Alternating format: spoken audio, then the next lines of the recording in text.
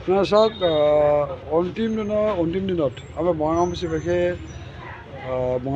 বিশেষকৈ বঙাইগাঁও বিধান পৰিষদৰ যিসকল আমাৰ যুৱ পৰিষদ আছে আৰু যুৱ পৰিষদে আজি তেওঁলোকে বাইক ৰেলী আয়োজন কৰিছে। মই ভাবোঁ এই বাইক ৰেলীত মোটামুটি 1000 বাইকৰ ওপৰত হাজাৰতকৈ বেছি সংখ্যক বাইক এই বাইক ৰেলীত অংশগ্ৰহণ কৰিব।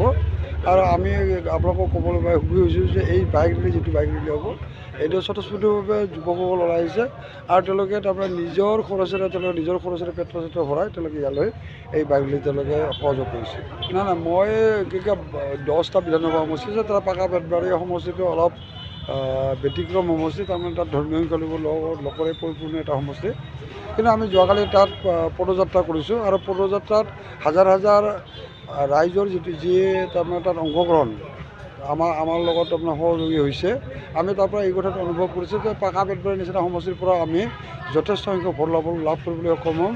আৰু আমি আশ্বস্ত হৈছোঁ যে এইবাৰ এই লোকসভাৰ নিৰ্বাচনত ধৰ্মীয় সংখ্যালঘুৰ লোকৰ যথেষ্ট সংখ্যক ভোট পাম আৰু আমি অভিলেখ সৃষ্টি কৰিবলৈ আমি সক্ষম হ'ম। এই সমষ্টিত আজিৰ দিনটোত কি ক'ব মনোৰঞ্জন তালুকদাৰক?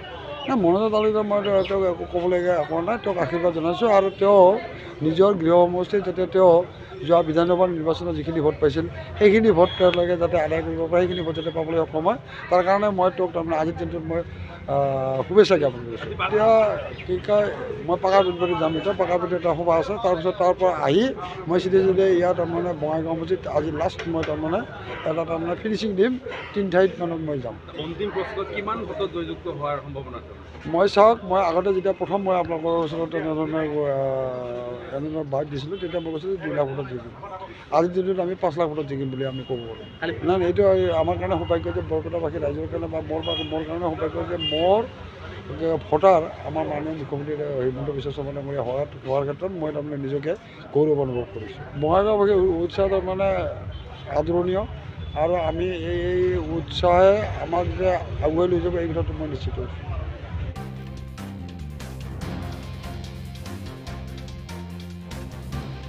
আজি যিহেতু অন্তিমটো দিন আমাৰ লোকসভা নিৰ্বাচন, আমাৰ মিত্ৰজোঁটৰ প্ৰাৰ্থী শ্ৰীযুত ফণীভূষণ চৌধুৰী ডাঙৰীয়াৰ কাৰণে আমি বঙাইগাঁও সকলো যুৱক আজি আমি একত্ৰিতভাৱে আমি ওলাই আহিছোঁ।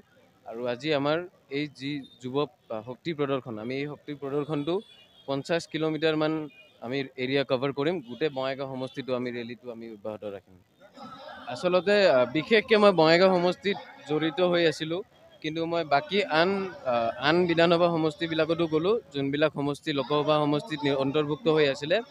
বিশেষকৈ মই যদি পাকা বেতবাৰীৰ কথা কওঁ, পাকা বেতবাৰী আমি অনুমান কৰা নাছিলোঁ কেনেকৈ তেওঁলোকে আমাক সঁহাৰি জনাব, কিন্তু আজিৰ দিনটোত এইটো পৰিলক্ষিত হৈছে যে পাকা বেতবাৰীও কিন্তু খুব আগ্ৰহেৰে তেওঁলোকে অংশগ্ৰহণ কৰিছে। আৰু বাকী সমষ্টিবিলাকৰ যদি কথা কওঁ, বৰপেটা, নলবাৰী, চব সমষ্টিৰ ৰাইজে কৈ আছে আমি বিপুল ভোট দিম। কোনোবাই যদি কাৰোবাৰ ভোট আছে 2 লাখ কৈ আছে, আমি 1.5 লাখ ভোট দিম। গতিকে 3 লাখৰ পৰা 4 লাখ মাৰ্জিনত আমাৰ মিত্ৰজোঁটৰ প্ৰাৰ্থী জয় হোৱাটো নিশ্চিত। ফণীভূষণ চৌধুৰী ডাঙৰীয়া, তেখেতৰ যোনটো নাম, তেখেতৰ নামৰ লগত আৰু এটা নাম্বাৰ লাগি আছে, 8 বাৰৰ বিধায়ক বুলি। গতিকে মই নাভাবোঁ যে 8 বাৰৰ বিধায়ক বঙাইগাঁও সমষ্টিৰ ৰাইজে এনে বনোৱা নাই।